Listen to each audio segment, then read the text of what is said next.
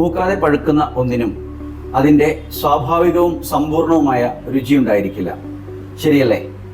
10ാം ക്ലാസ്സിന് ശേഷം +1 പഠനത്തിന് തയ്യാറെടുക്കുന്ന വിദ്യാർത്ഥികളെയും രക്ഷിതാക്കളെയും റൈറ്റ് ഡിസിഷൻസ് എടുക്കാൻ സഹായിക്കുന്ന ക്രൂഷ്യൽ പോയിന്റേഴ്സ് ഡിസ്കസ് ചെയ്യുന്ന 3ാമത്തെ വീഡിയോയിലേക്ക് സ്വാഗതം. കഴിഞ്ഞ 35 വർഷത്തെ അനുഭവങ്ങളെയും നിരീക്ഷണങ്ങളെയും അവലംബിച്ചുകൊണ്ടാണ് ഇവിടെ കാര്യങ്ങൾ വിശദീകരിക്കാൻ ശ്രമിക്കുന്നത്. Hi, my name is Shaji. I am an innovative physics faculty and I am here on a mission to help 1 million 10th completing students to accelerate their growth and to become a topper in +1 by making physics easy for them.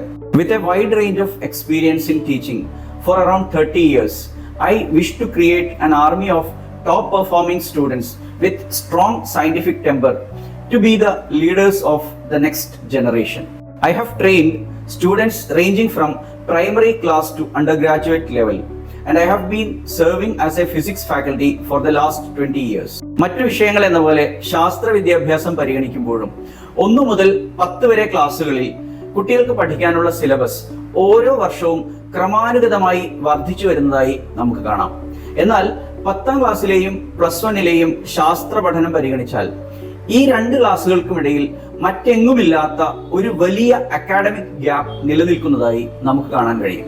ഉയർന്ന ബുദ്ധിശക്തിയും ചിട്ടയായ പഠനശീലങ്ങളുമുള്ള സയൻസിലും മാത്സിലും സ്ഥിരമായി മികച്ച പ്രകടനം കാഴ്ചവെക്കുന്ന ഒരു 10ാം class വിദ്യാർത്ഥിയെ പോലും ആശങ്കപ്പെടുത്താനും അങ്കലാപ്പിലാക്കാനും ആത്മവിശ്വാസം തകർക്കാനും കഴിയുന്ന രീതിയിൽ അത്രമാത്രം വലുതാണ് ഈ ഗ്യാപ്പ്. പക്ഷേ ഇതിൽ വന്നു വീണതിന് ശേഷം മാത്രമാണ് ഈ ഗ്യാപ്പ് അത്ര ചെറുതല്ലെന്നും ഇത് തരണം ചെയ്യുന്നത് അത്ര എളുപ്പമല്ലെന്നും കുട്ടികൾ തിരിച്ചറിയുന്നത്.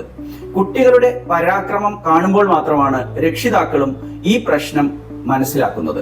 ആത്മവിശ്വാസത്തോടെ ഈ പ്രതിസന്ധി മറികടക്കാൻ നമ്മുടെ കുട്ടികളെ എക്വിപ്പ് ചെയ്യുന്ന രീതിയിൽ മാർഗനിർദ്ദേശങ്ങൾ നൽകാനോ ഫലപ്രദമായ കർമ്മ പദ്ധതികൾ നടപ്പിലാക്കാനോ രക്ഷിതാക്കൾക്കും അധ്യാപകർക്കും നിലവിലെ വിദ്യാഭ്യാസ സംവിധാനങ്ങൾക്കും ഇതുവരെ സാധിച്ചിട്ടില്ല എന്നാണ് മനസ്സിലാക്കാൻ കഴിയുന്നത്.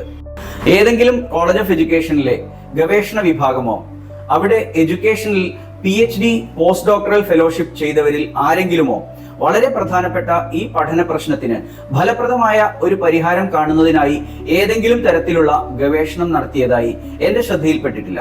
ഇനി ഉണ്ടെങ്കിൽ തന്നെ അതിന്റെ ഫലപ്രാപ്തി വിലയിരുത്താനോ നമ്മുടെ പൊതുവിദ്യാഭ്യാസ രംഗത്ത് പ്രസ്തുത ഗവേഷണ ഫലങ്ങൾ ഫലപ്രദമായി ഇംപ്ലിമെന്റ് ചെയ്യാനോ ഉള്ള നടപടികളൊന്നും ഉണ്ടായതായി അറിവില്ല.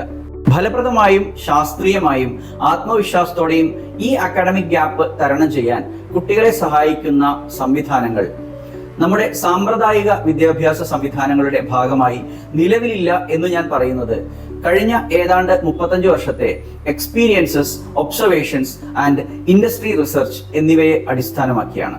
ബഹുഭൂരിപക്ഷം വിദ്യാർത്ഥികളെയും വലയ്ക്കുന്ന ഫിസിക്സ് ഒരു ഉദാഹരണമായെടുത്ത് ഈ അക്കാഡമിക് ഗ്യാപ്പ് എത്രത്തോളം ഉണ്ടെന്ന് നമുക്കൊന്ന് പരിശോധിച്ചു നോക്കാം.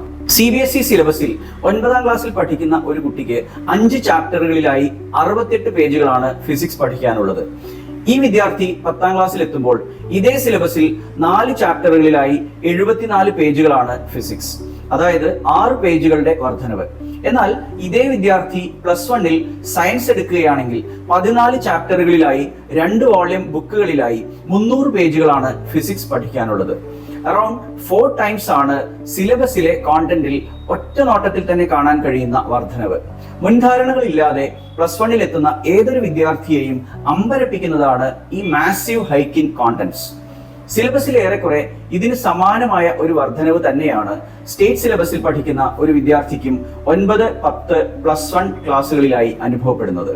We can see huge increment in contents in the case of chemistry, biology and mathematics, similar to the case of physics. This is considered as the gap of contents.